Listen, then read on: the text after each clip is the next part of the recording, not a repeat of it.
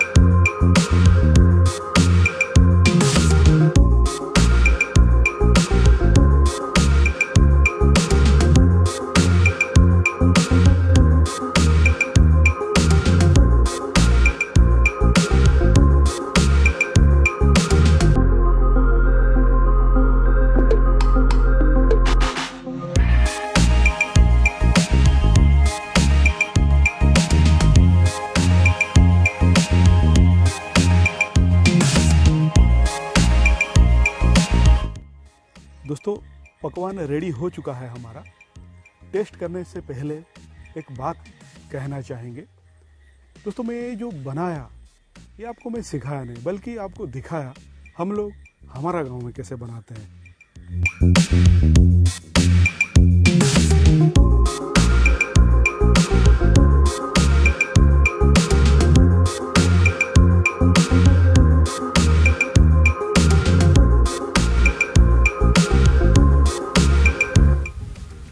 यही है दोस्तों टेस्टी फूड गांव में।